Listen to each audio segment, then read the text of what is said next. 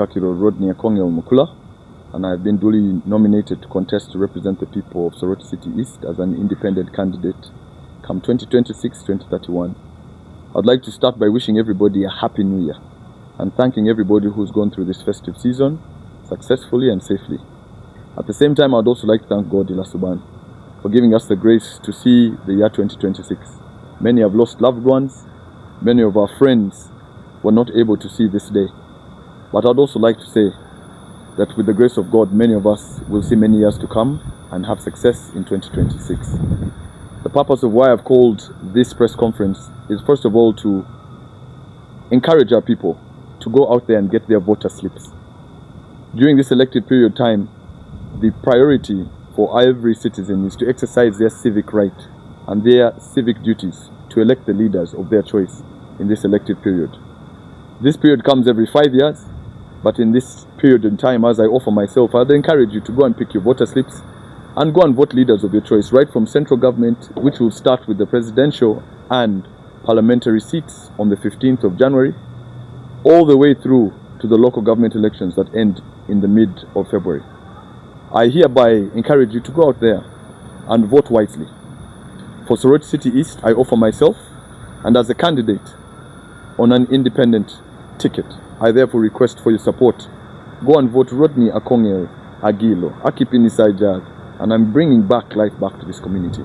I'm happy to celebrate with the number of calls that I received yesterday with regards to the fireworks. It had been a while since the city had enjoyed its gratitude and its fame, but these are the initiatives that we would like to start with in a soft way within the law to promote the city.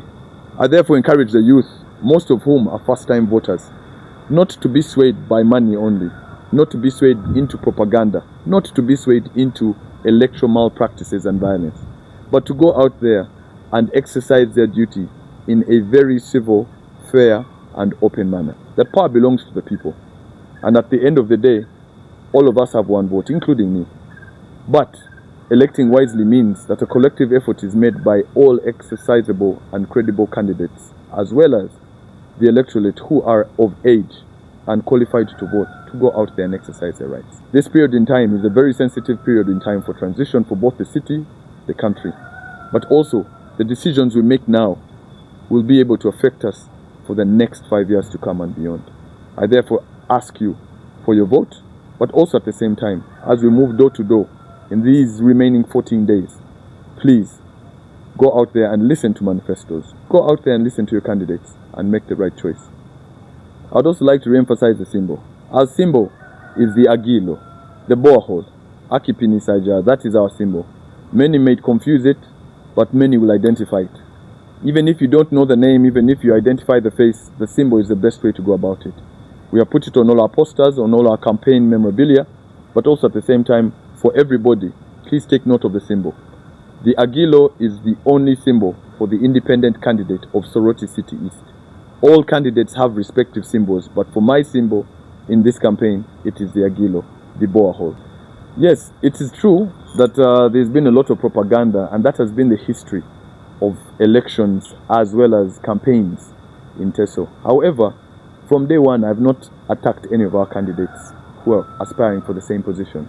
Number two, I have not and will not use propaganda, and I've continuously emphasized that it is better to win an election on merit rather than on favor and affiliation. On my end, I desist and detest propaganda because it misguides the electorate from picking credible leaders who would be able to offer themselves to serve their communities. With regards to the commercialization of politics, the commercialization of politics is due to three things. Number one, the poor, if I would say, civic education. Most people don't understand the roles of different leaders at different capacities in different positions across the electoral college. Number two, poverty.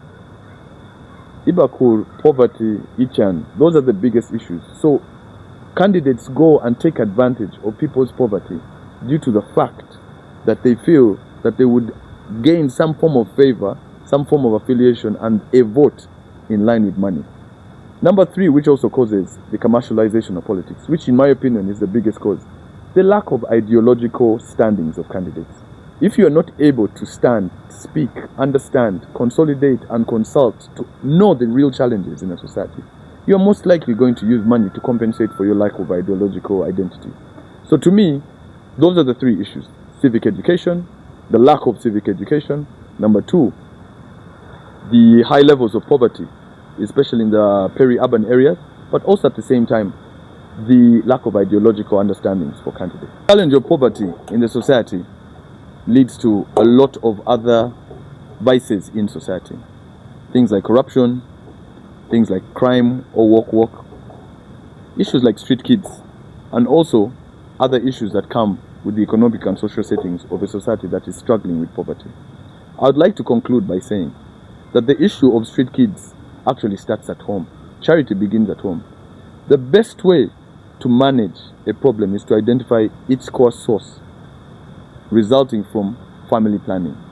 If we can start with family planning from the household, being able to give birth to children to the capacity that a household can be able to take care of. And that comes from government coming in to sensitize people about the dangers of having a large dependent child mortality rate. Number two, the lack of job opportunities for most of the youth leads to street children and drug abuse. Some of these children and some of these people are well educated. Some of these people come from good family. Some of these people just need opportunities. But leaders have not provided the private sector economic empowerment perspective, which is a pillar in our manifesto. And we do know that by being able to add opportunities for the youth, we will be able to fight and break the vice of street children. Lastly, I would also like to say that despite the existence of street children, there are so many ways and means that we are going to be able to storm and fight that vice. Number one, skilling.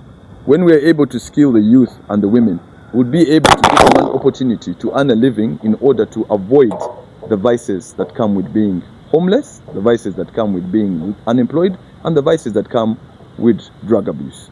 So these are we'll use a multi approach to be able to address these issues, but it can't be addressed in one day. This starts also with good leadership and good governance in a society.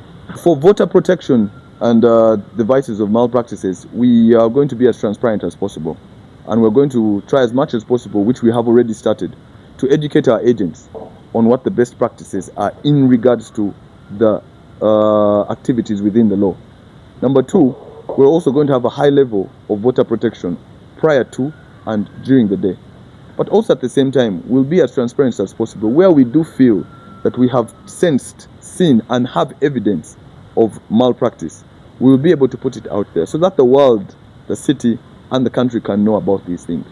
It's not something that you can prevent. In democracy, there will always be those who will try to manipulate the system. But that doesn't mean that contesting, you will not be able to create barriers and firewalls to protect from those malpractices. So from on our end, we are ready. We are able to protect our vote. And above all, power belongs to the people. Even if you try to rig as many elections, if the people have chosen a leader, if God has given the authority for the people to pick a leader, no one will stop what God has created. This year, there are over 4.6 million new voters that have entered into the registry of the Electoral Commission. It's probably the highest, if I would say, number of first-time voters in this country. It also goes to show that Uganda has a very, very young population. More than 68% of Uganda's population is below the age of 35. So that just goes to show you that these are young people who are making decisions that influence their lives and society for the first time. As an aspirant and as a leader who resonates with those type of people, I've always said, go out there and vote wisely. Listen to manifestos. Don't just vote because of sentiment. Don't just vote because of money. Don't just vote because of vibe. Go out there and listen to what leaders are able to offer to society. Go out there and listen to manifestos, but also use your intellect to guide others as well. Take time to also get information from the internet and other open sources that are public sources to get knowledge and also what your civic rights are. Do not be obstructed by propaganda for what your civic rights and obligations are to society. One of which is to go out there and exercise your civic authority. And that's why I insisted that when we started this press conference, go and pick your voter slips. The voter slips are your indicator to show where you will be voting. The voter slips will show if you're registered or able to vote.